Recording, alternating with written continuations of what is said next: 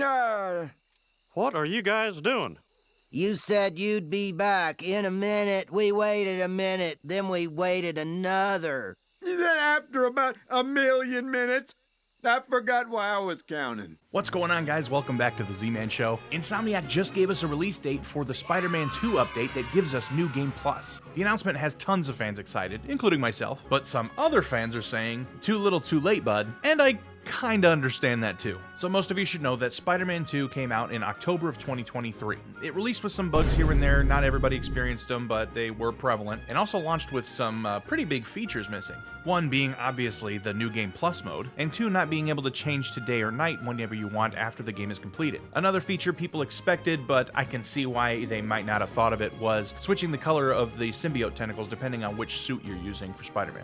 Now we knew that New Game Plus was not launching with the game. They announced that before it came out, which I can understand that. What I have read on the subject is that Insomniac was pushed to release the game before it was completely finished to meet the holiday deadline. And hey, that happens. It's the game industry. It happens in the game industry, movie industry, every kind of entertainment. A lot of times the higher-ups want you to push out your stuff as soon as possible to make as much money as possible at the right time. So I can totally understand why they didn't launch the game with some of those extra features. But the thing is once the game released and they started talking about those features, they said it was going to be coming by the end of 2023. Those months came and went, and we got no news, no updates. Oh yeah, they did update in December and said no, it's going to come early 2024 instead.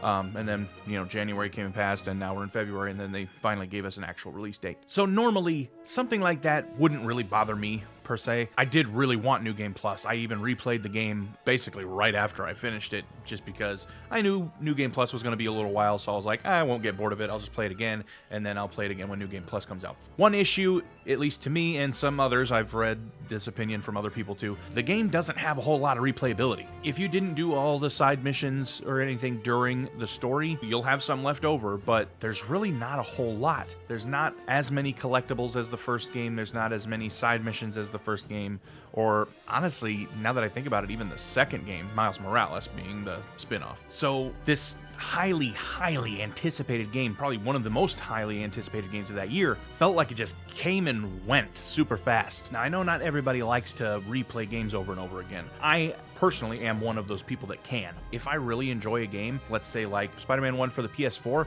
I replayed that game tons of times, including the DLC stories. Same with Miles Morales, I replayed that a bunch of times too. But since my second playthrough of Spider-Man 2, right after I finished it the first time, I haven't really had an urge to play the game. I've jumped in and swung around the city for maybe 20 minutes, and then I just switch to something else. But now finally, here in February, we got an update from Insomniac that New Game Plus, as well as some other quality of life features and extra suits, stuff like that, is coming on March 7th. That was a long time. If we don't count October, since the game released in October, we will be looking at around 5 months since the game's release. Almost half a year before getting those features that, should have been in the game to begin with. That just seems like an awfully long time. Now, the more I read about the situation, the more I understand, like I said, why they didn't have that to begin with. I can see why it upsets people. I didn't like it, I understand it, but it still sucks. But of course, not everybody's gonna be so understanding.